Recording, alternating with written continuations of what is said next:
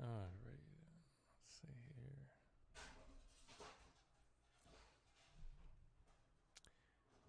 Mic check.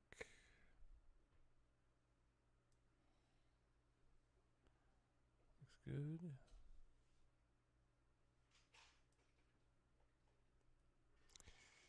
And let's see.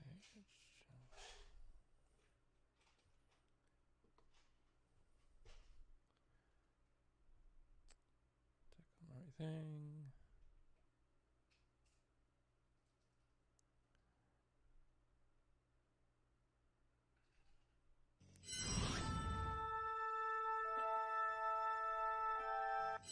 Roger, roger.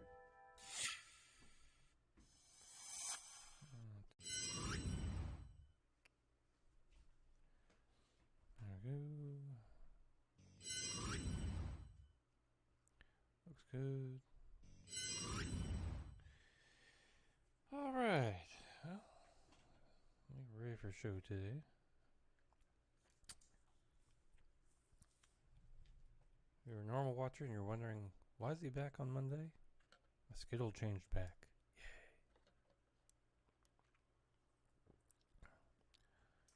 Yay. They're nice enough to give me 2 days together again. So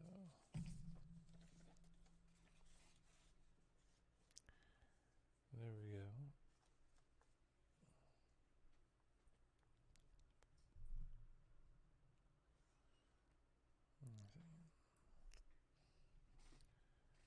Put my lighting here.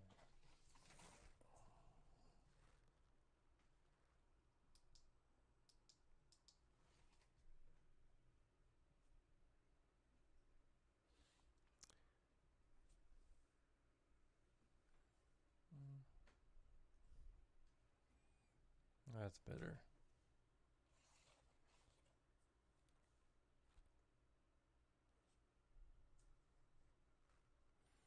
Alright. Well, not much to talk here before we begin. So I think we'll probably just get right to the show. Forget. Everything's set and ready. Alright.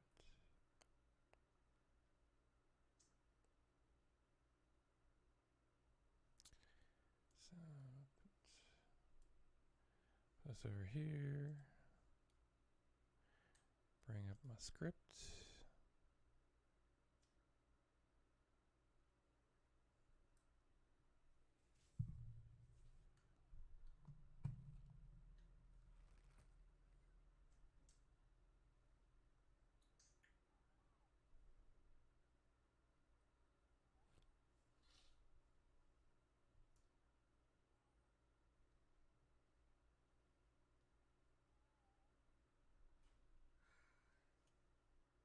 All right.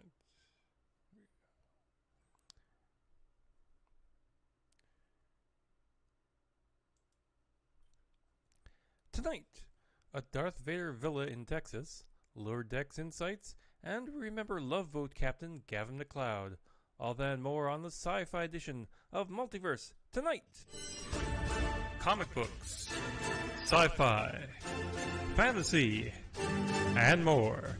If you're looking for a roundup of geeky news, you're in the right place. This is Multiverse Tonight.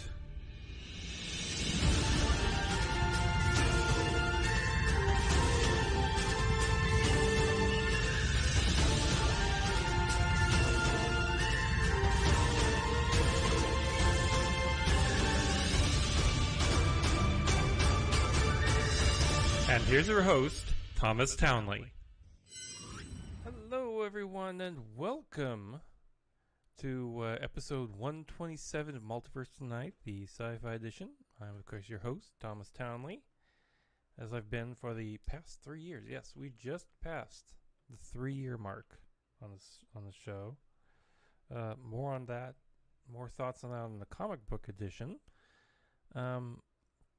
But if you're someone who might pop in on me live, then you might be wondering what's up. Why didn't I record this past Friday instead of Monday, which is the day I used to do it?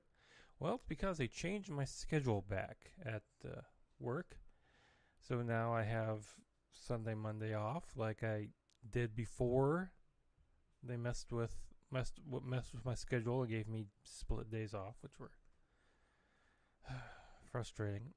So now we're back to recording on Monday, somewhere around 1 p.m. Central Time.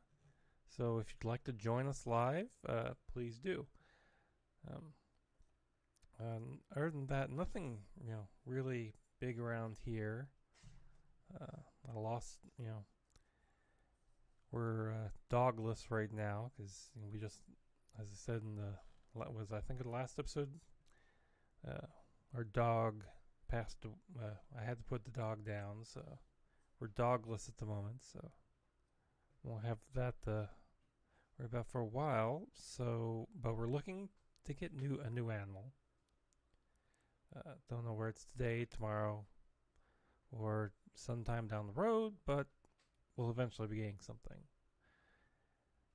Other than that, if you didn't know, the Federal Communications Commission here in the United States has a program to, if you qualify, you can save $50 on your broadband bill. So I did that, and I've now, cut my cable bill almost in half. But another part of that benefit is you can save $100 on a computer, on a refurbished computer.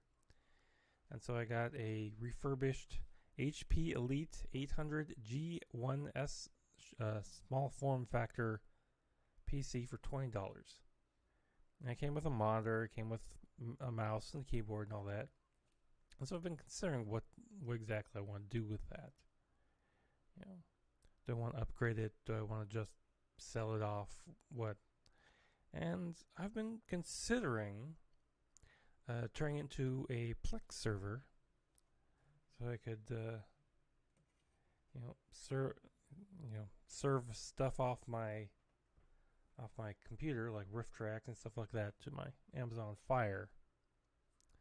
But that's just kind of knocking around in the back of my head for a while. But other than that, as I said, not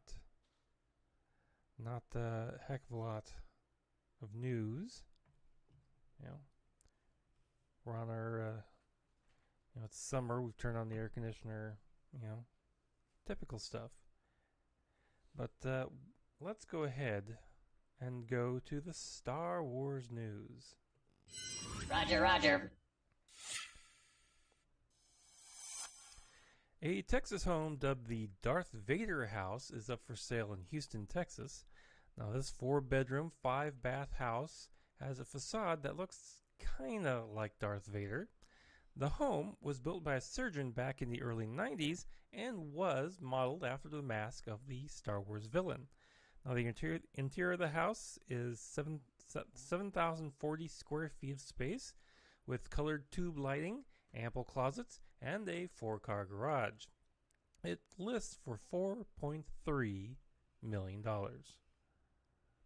Even if I had $4.3 million, I don't know that I'd want to buy that house. Partially because it's in Texas. But anyway, Star Wars: The High Republic is getting a new Marvel Comics miniseries called Trail of Shadows this October.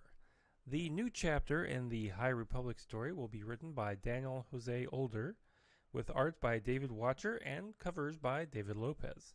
The premise of the story is a noir-style mystery with 2 detective-type characters, Cian Holt and Jedi Emmerich Captor, looking for a strange new threat that might upset the age of prosperity that the Jedi Republic have achieved.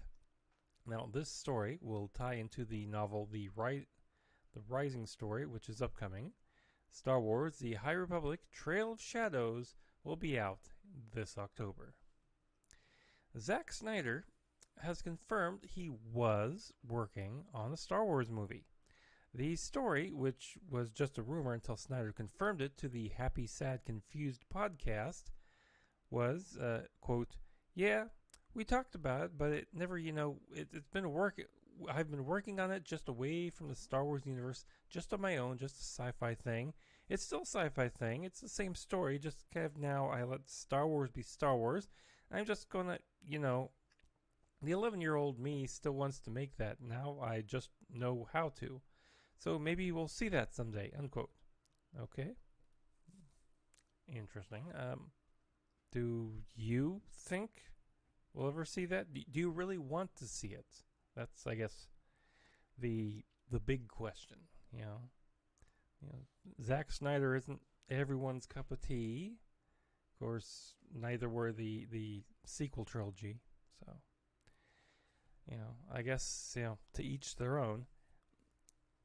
And this last bit of news: Star Wars Andor has added Robert Ems from Chernobyl and his Dark Materials to the cast. Now, it's unknown what role he'll play. The 12-episode Disney Plus series will premiere on the streamer in 2022. And that brings us to the Star Trek.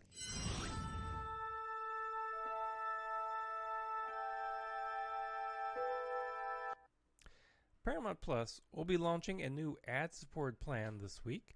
Now, viewers can sign up for the Essential plan, which costs $4.99, and will be supported by ads, and will not have any live CBS streams.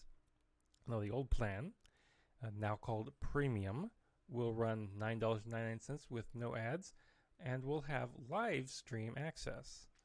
So, I guess the question is, how many ads are we talking about? Are we talking about, ads every couple of minutes? Or are we talking like a chunk of ads, then you get to watch your show with no ad, ad free, and then more ads? I guess that's the big question on whether some people will want to do the Essential plan or not. The Star Trek Section 31 series seems to have hit the rocks, according to actor Shazad Latif, who played the Ash Tyler, aka Vogue. Now, the series, which is set to star Michelle Yeoh as Georgiou, newly returned from the future to lead the semi-legal organization, was supposed to be in the pipeline. But according to Latif, when asked by DigitalSpy.com, he said, quote, "It's just been slight questions, but I've no idea. I think it's down to people's schedules. I spoke to Ethan Peck, who plays Spock, briefly the other day. He's started filming the other one, Star Trek Strange New Worlds, and that's about it," unquote. So, will it come to be, or will it end up scrapped due to scheduling conflicts? I guess only time will tell. Lower Deck showrunner Mike Mcmahon gave an interview to Trek Movie and Screen Rant and dropped some interesting tidbits about Season 2. First off, be sure to watch Season 1 before Season 2, as the first few episodes of the season will pick up right where the show left off. He said, quote, "These last 3 episodes created this crescendo of, look, this is what this show is. Let's go and we keep that up. That's what the beginning of Season 2 feels like. It is talking about these things. How does Mariner feel about Boimler taking off? How is Boimler doing on the Titan? What stories are we telling there?" So we're still doing standalone, still episodes that feel episodic, but the characters don't forget. We haven't forgotten what we've said in Season 1, unquote. Now, he told Screen Rant about it, quote, "We've got Rutherford's memory issues. We've got Mariner and her mom working together. We've got the Packlids becoming a real threat out in the world. We've got Tendi worried about her friends not remembering her from the first season. And what does that mean for their relationship? And we've got Boimler on the Titan. That's not the Cerritos. The Titan is a whole different beast. And what does that mean for our Boimy Boims? He's not with Mariner or Rutherford or Tendi. And what is that new group like over there? How is he experiencing it, and how are our other lower deckers experiencing him not being there? All that stuff is how we wrote season 2. It's very funny, unquote. Now, he also said that they're working on season 3 right now and says that they're, quote, exploring who they are and how they're becoming the people they are is really the most exciting thing about the show because it's one of the things we haven't seen in Star Trek, unquote. Now, he also promised some more legacy, quote, legacy cameos. Is there any particular character you would be interested in seeing on this show? Executive Vice President and Paramount Plus Head of Programming Julie McNamara is leaving CBS and Viacom CBS after 15 years. McNamara has been in charge of developing the service's original content, including the new Star Trek shows. Now, Tom Ryan, Viacom CBS president and CEO, said in a statement, quote, Julie's work and strong relationships have creators and talent lead the way for the very first originals on CBS All Access, many of which are still top performers for Paramount Plus, including Star Trek Discovery and the beloved The Good Fight. Julie and her team have continued to grow the slate of originals, paving the way for what has evolved to be an incredible upcoming lineup for Paramount Plus. I'd like to express my sincere thanks for Julie's contribution to our streaming strategy, unquote. Now, no successor has been named. Let's go on to the geek news.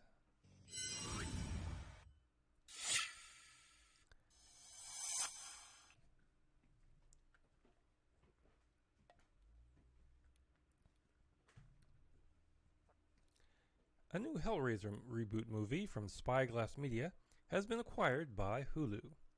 The new movie comes from the Night House director David Bruckner and writers Ben Collins and Luke Petrowski. Now, the word for right now has nothing about what the movie will be about or how much from the 10 previous Hellraiser movies will it call back to, or will this be a complete fresh take? So, watch this space. We've also learned that Christina Ricci has been added to the cast of Matrix 4, according to Warner Brothers. Now, the film is set to debut on HBO Max in theaters this year, and production wrapped on the movie in November. So, why the late, inclusion or knowledge of Christina Ricci's role is anyone's guess.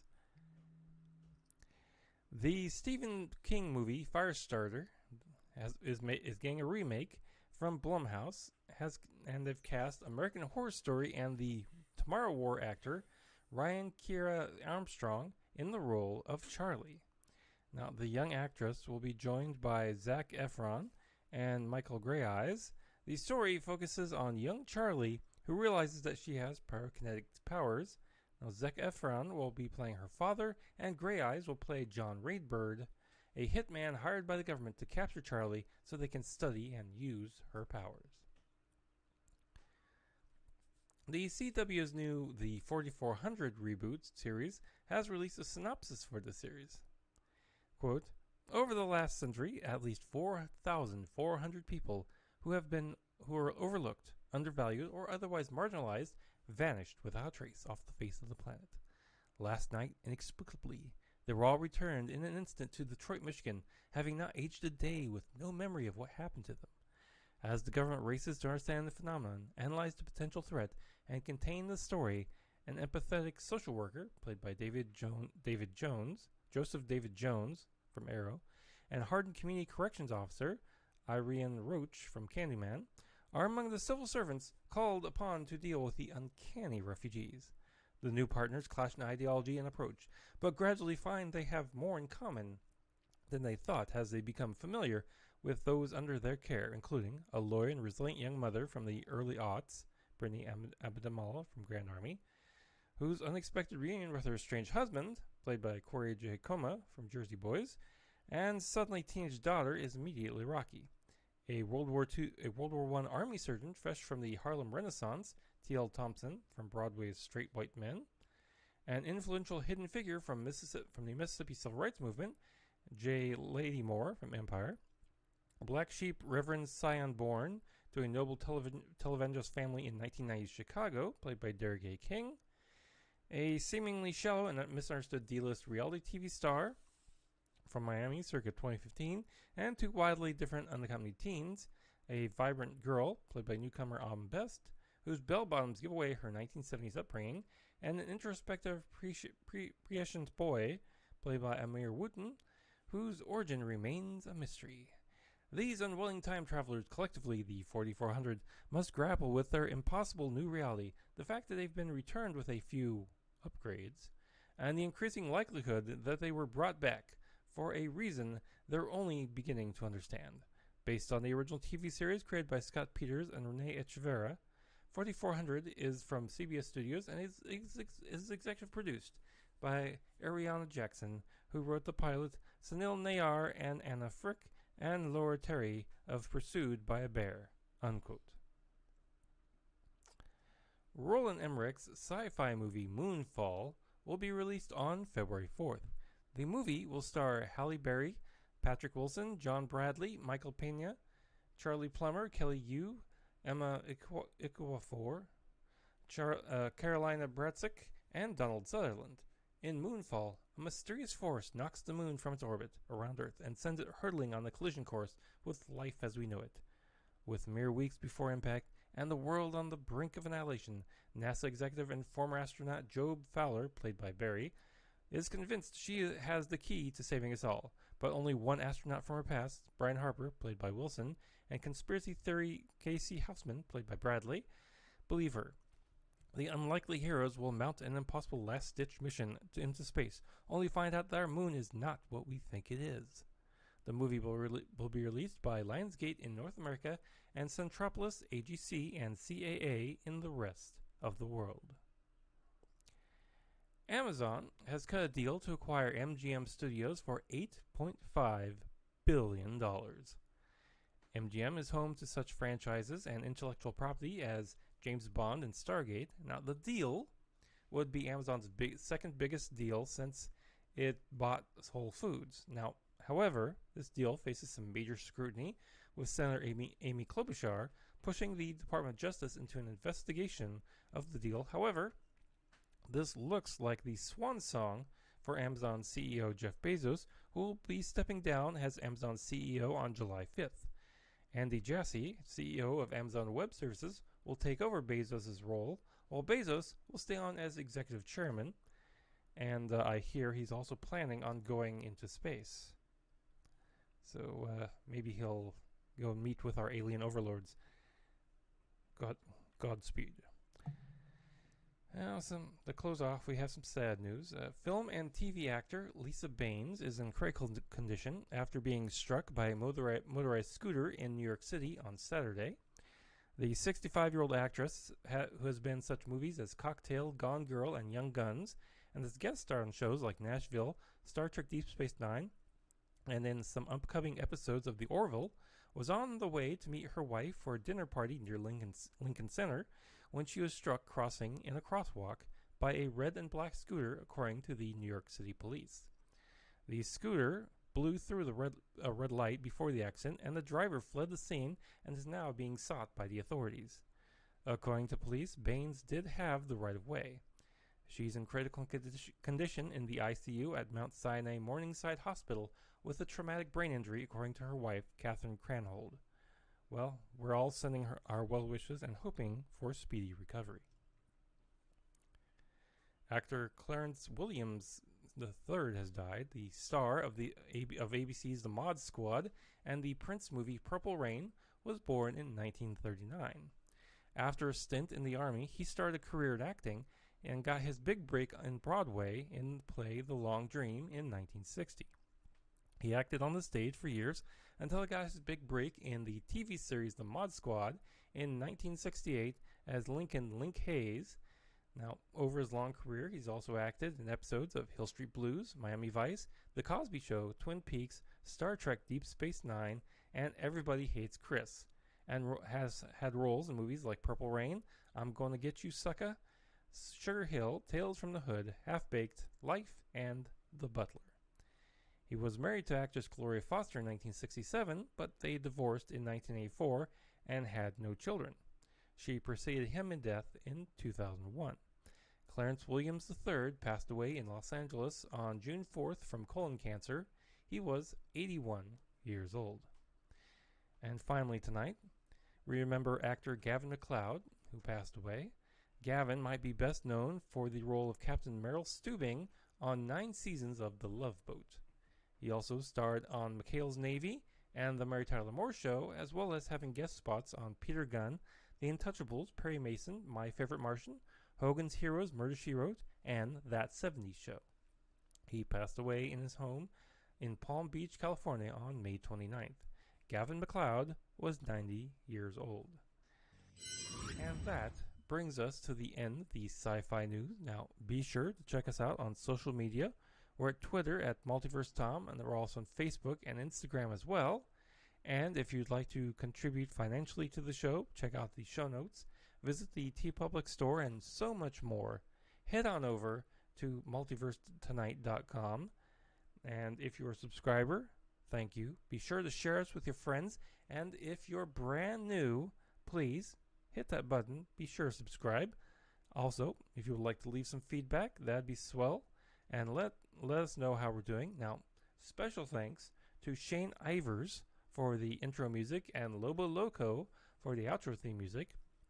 Thanks for watching the sci-fi edition of Multiverse Tonight. Now, we'll be back in just a couple days with a brand new comic book edition, and in a couple of weeks with an all-new sci-fi edition. Now, please exit the universe in an orderly fashion. Good night.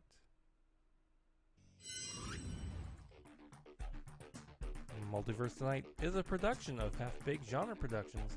Copyright 2021. All rights reserved.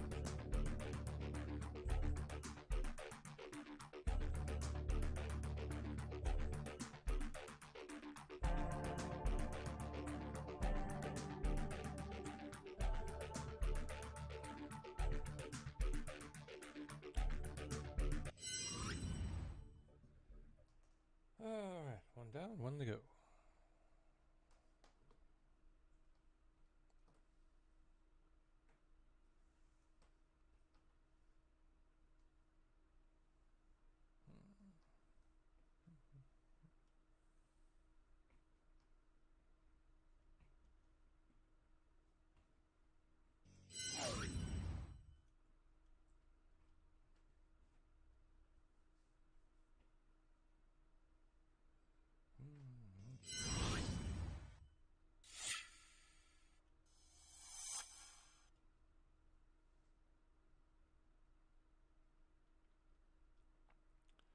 Lay down the boogie and play that funky music till you die.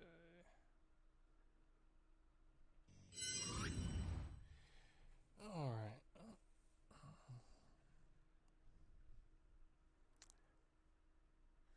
The next script up.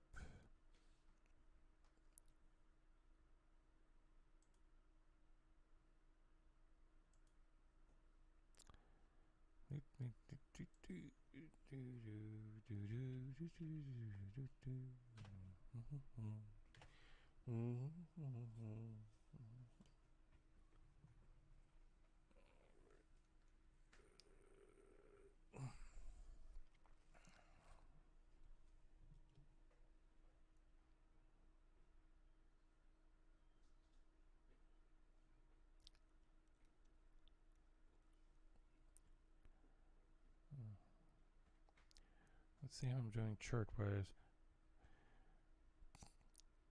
Number 211 in Russia.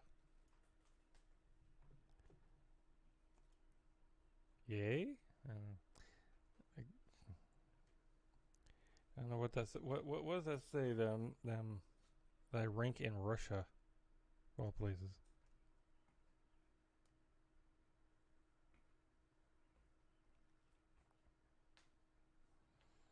In the Apple Podcast charts, it's my only ranking, and I'm holding steady for another week.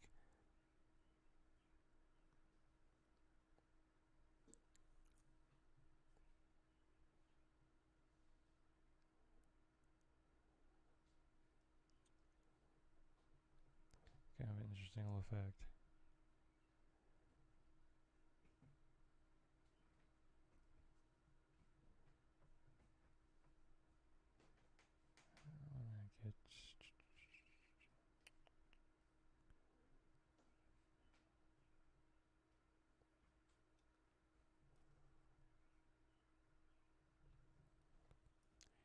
I'm not finding what I want here.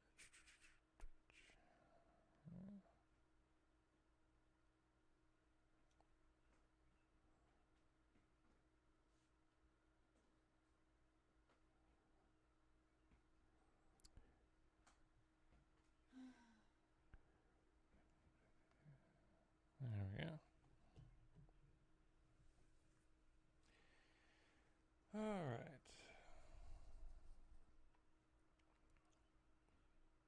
Let's do it to it.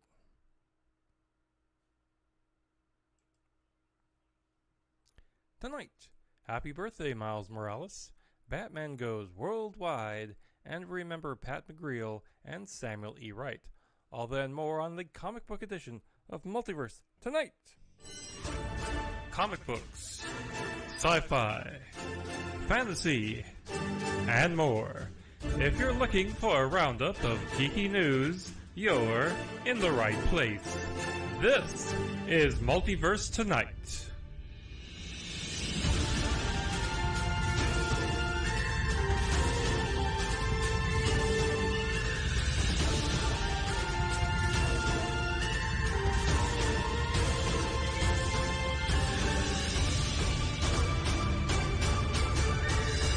And here's your host, Thomas Townley. Hello, everyone, and welcome to episode 128 of Multiverse Tonight, the comic book edition.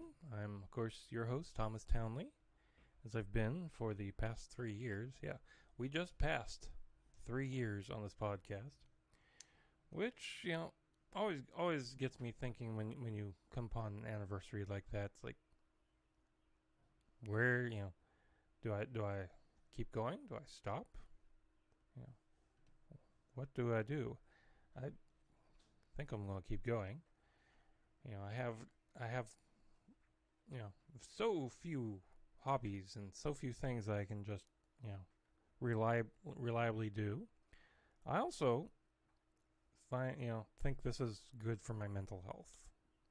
It gives me, you know, it makes me talk. It makes me confront people, you know, when I go to a Comic-Con. You know, I think, you know, it's helped me grow. Now, would I like to have more listeners? Sure, we all would. Would I like those listeners to communicate with me? Hell yeah. Would I like, you know, money? Because frankly, everything comes out of my own pocket. So, you know, you're lucky. I have a good job. That, you know, I'm not in any danger of losing at the moment. But yeah, you know, I'd love more. And I've known people who've walked away from podcasts for less. Yeah, they don't seem to hit it off, and they just give up. Well, I don't want to give up. Besides, if I gave up, I'd have to, you know, figure out what to do with all this stuff. You know? And frankly, I like to play with technology. So that said, let's get on with the Marvel Comics news.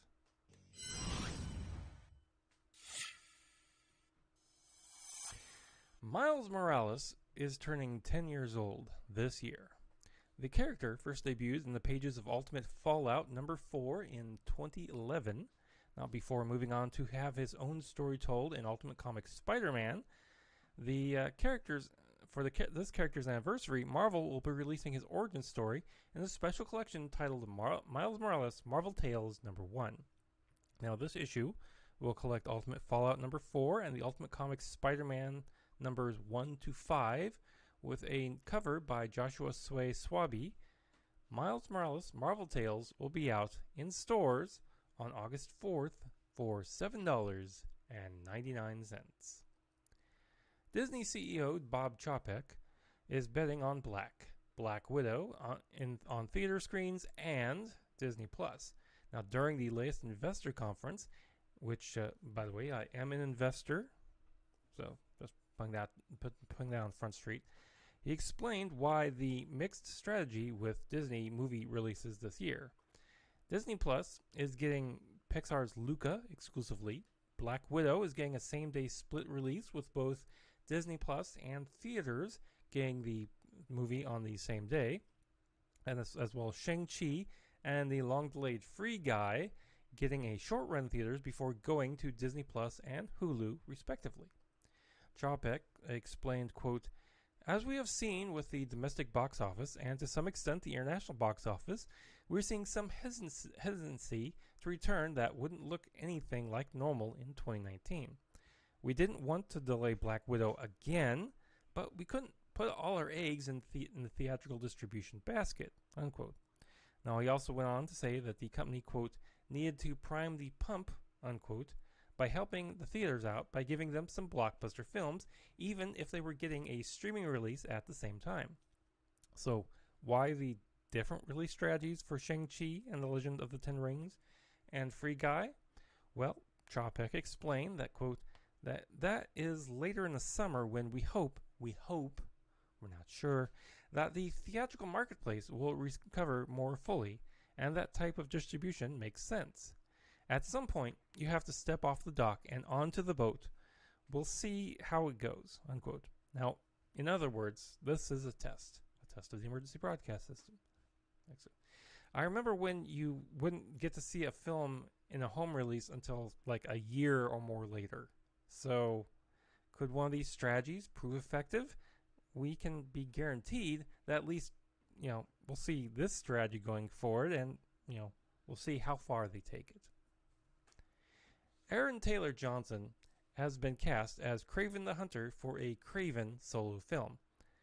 Now, Craven the Hunter is one of Spider-Man's bigger enemies, former, crocodile hunter type character who ends up hunting Spider-Man for real.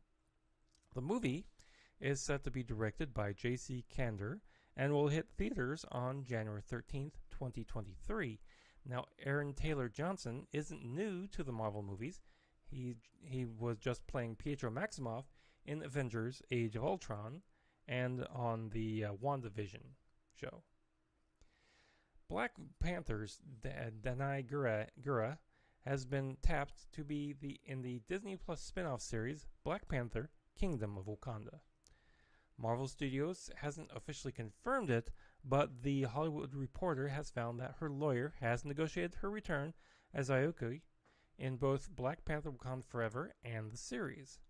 The script for the sequel to Black Panther has been described as very good by actor Martin Freeman. Loki head writer Michael Waldron hints that the series might have long-lasting effects on the MCU franchise.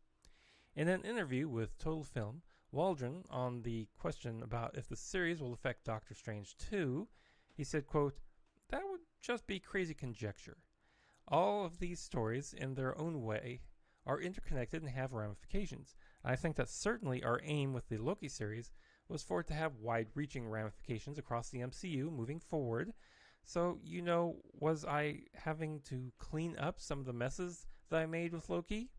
Maybe so," unquote. Disneyland's Avengers Campus wants your money.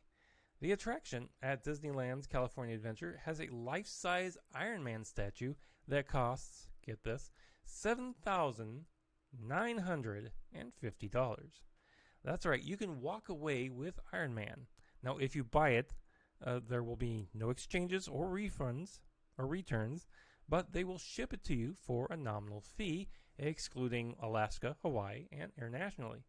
It might be tough to get Tony in those overhead bins. Now, let's go on to the DC news. Stargirl will be getting her own monthly series. A new Stargirl special has hit comic book stands, and at the end teased that Courtney's story would continue in Stargirl #1. The Stargirl Spring Break Special #1 sees Oliver Queen reteaming with the Golden Age heroes, the Seven Soldiers of Victory, to take on the Clock King. Along with Oliver is Emiko Queen / Red Arrow, Pat Dugan, and Courtney Whitmore also joining up in the team-up, but with Stargirl and Red Arrow directly teaming up when they battle with Clock King, which takes a surprising turn. The aftermath of the battle leaves a lingering mystery that sets up the Stargirl series. Jeremy Irvine has been cast as Alan Scott in HBO Max's Green Lantern series. Now, the actor, who has been in Warhorse and Mamma Mia, Here We Go Again, posted on Instagram a picture of himself next to a picture of Alan Scott as Green Lantern from the comics with the caption, quote, "We're very excited to be joining the DC Universe. Can't wait to get started. #Green Lantern," followed by the Green Lantern's Oath, unquote. The series will depict multiple Green Lanterns, including old favorites like Guy Gardner, Jessica Cruz, Simon Baz, as well as some brand new ones. Now, speaking of the series, the show's first 2 episodes will be directed by Superman and Lois's Lee Toland Greer. Now, it's being also written by Greg Berlanti, Mark Guggenheim, and Seth Grahame-Smith. Now, there's no premiere date or expected window for Green Lantern's debut on HBO Max just yet. DC Comics is putting out a new hardcover anthology for Batman featuring Batman stories from creators around the world. The graphic novel, called Batman: The World, will feature Batman stories by top creators, with those stories taking place in their home countries. The anthology will feature stories from and will be localized in the following territories: North America, France, Spain, Italy, Germany, the Czech Republic, Russia, Poland, Turkey, Mexico, Brazil, China, Korea, and Japan. Now, these writers will include such writers as Matteo Gabella, Paco Rosa, Benjamin von Eriksberg, and many more. As I said, there's a team from each country. Now, each international version will feature its own unique art by a local creative team, and it hits the shelves on September 14th. If you'd like to look at a list of the authors and artists involved, please go over to our show notes. Alfred Pennyworth will be getting his own comic book series. The comic ties into the Pennyworth TV series from Gotham producers Danny Cannon and Bruno Heller. Now here's the blurb. Spanning the years between the hit TV show and today, Pennyworth tells the continuing adventures of Alfred Pennyworth as an MI6 counterintelligence agent, this time in Cold War-era Soviet Russia. When Alfred and his partner receive intelligence that nuclear weapons are being manufactured near the Arctic Circle, they're off to infiltrate the remote military base to learn more. But things don't go exactly as planned, and the ramifications of this mission may be far-reaching than anyone could have guessed, as our present-day butler gets dragged back into his past. Pennyworth will run for 7 issues from writer Brian Wilson and artist Juan Gideon. It hits shelves in August. Now let's go on to the geek news.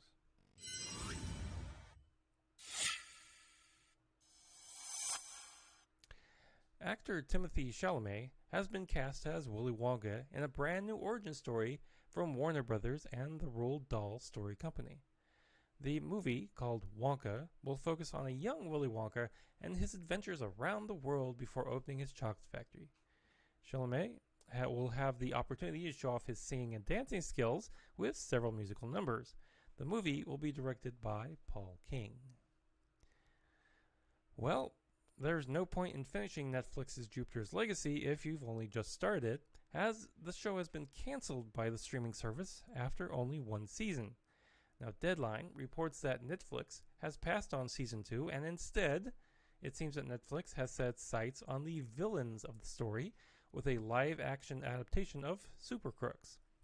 Now, Netflix has an anime version of Super Crooks in the work for later this year. Now, Super Crooks is described as a return to the world of Jupiter's Legacy with a ragtag gang of supervillains, con artists, petty thieves, and leg breakers who band together for the heist of the century and the most outrageous crime story you've ever seen in your life. Crime pays, and they're going to prove it. Some people just want to have the time of their lives and make a little dirty money while they're doing it. If the superheroes get in the way, they're gonna be spitting teeth. Now, while Super Crooks does take place in the same universe as Jupiter's Legacy, there's no word on if some of the characters from the Jupiter's Legacy show could migrate over to Super Crooks. Nintendo is planning on opening a museum dedicated to itself. Nintendo plans to renovate its Ogara plant. Now, this plant was built back in 1969 and is now empty. Previously, it was a customer service center for product repairs and a playing card manufacturer. The decision aligns with the city of Yuji's own plans for the area. Nintendo plans to have it transformed into its museum by 2023. The Boss Baby sequel, the Boss Baby Family Business, will debut on Peacock as well as in theaters on opening day of July 2nd. The movie sees Tim, played by James Marsden, and his boss baby little bro Ted, Alec Baldwin, have become adults and have drifted away from each other.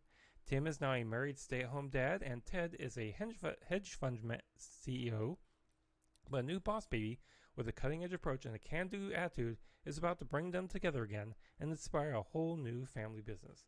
Tim and his wife Carol, played by Ava Longoria, the breadwinner of the family, live in the suburbs with their super smart 7-year-old daughter Tabitha, played by Ariana Greenblatt, and adorable new infant Tina, played by Amy Sedaris.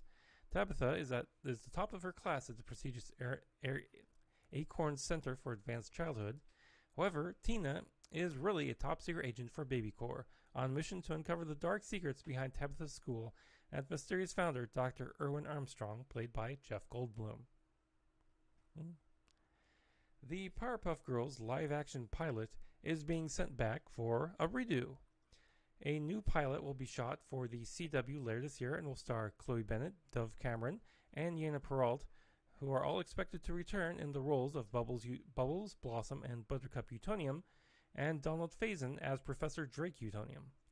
Now, the series will be about the trio of girl superheroes grown up and regretting their lost youth fighting criminals. The cartoon is based on the show that ran on Cartoon Network from 1998 to 2005. Amazon is buying MGM Studios. Now, this deal is worth $8.45 billion plus debt. This deal is the second biggest for Amazon, and if it goes to regulatory approval, it would give Amazon a large catalog of content, including James Bond, Pink Panther, and the Addams Family, as well as Rocky, RoboCop, and Stargate, and much more. Pat McGreal, and now some sad news, Pat McGreal, Eisner-nominated writer for Vertigo and Disney Comics, has passed away. McGreal started working for Disney Comics, writing stories featuring the Little Mermaid in 1991. Now, after he wrote Disney Comics stories for Egmont Comic Creations, a Danish company that produces Disney material throughout the world, many of which were reprinted in the United States by many companies who had the rights to Disney Comics over the years. His wife Carol became his official co-writer in Disney stories in 1997, and they created many new Disney comic book stories outside his Disney work. Now, Pat also wrote many acclaimed Vertigo series and graphic novels, including Chiaroscuro, The Private Lives of Leonardo da Vinci, Veils and I, and Paparazzi, and was nominated for an Eisner Award for Chiaroscuro. He also got to work on Simpsons comics and a few fill-in issues of The Flash. Now, outside of comic book writing, he was a past president of the Comic Art Professional Society. Pat McGreal was 68 years old. And finally tonight, voice actor Samuel E. Wright has passed away. The actor might best be known for the voice of Sebastian the Crab in Disney's The Little Mermaid. Samuel was born on November 20th, 1946, and starred on Broadway in Jesus Christ Superstar in 1971. He acted in the 1988 movie Bird as Dizzy Gillespie, and also appeared in episodes of The Cosby Show, 3 episodes of Law & Order, and much more. Now, in 1989, he was cast as Sebastian, a role that he would do again and again on the direct-video sequels The Little Mermaid 2 and Ariel's Beginning, as well as the TV version of The Little Mermaid, Marsupilami, Raw Toonage, Disney's House of Mouse, and several Disney video games. Mr. Wright was married with 3 children. Samuel died of prostate cancer at his home in Walden, New York on May 24th. Samuel E. Wright was 74 years old. And that brings us to the end of the comic book news. Now be sure to check us out on social media. We're at Twitter at Multiverse Tom, also on Facebook and Instagram as well.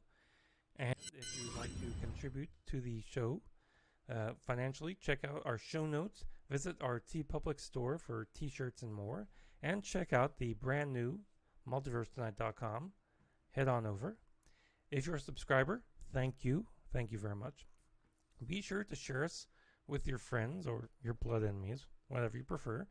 If you're brand new to the show, please hit that button. Be sure to subscribe or follow, and leave us with some feedback and let us know how we're doing.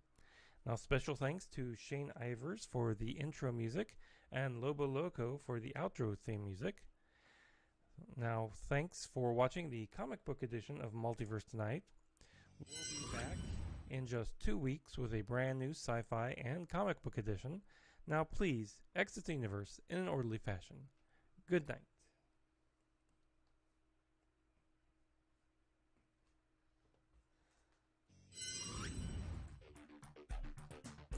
Multiverse Tonight is a production of Half-Baked Genre Productions.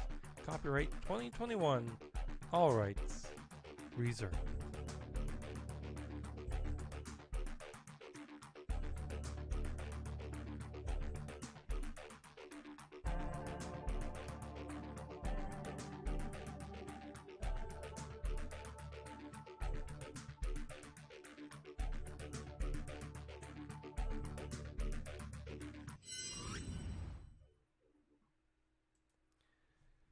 Alright, folks. Well,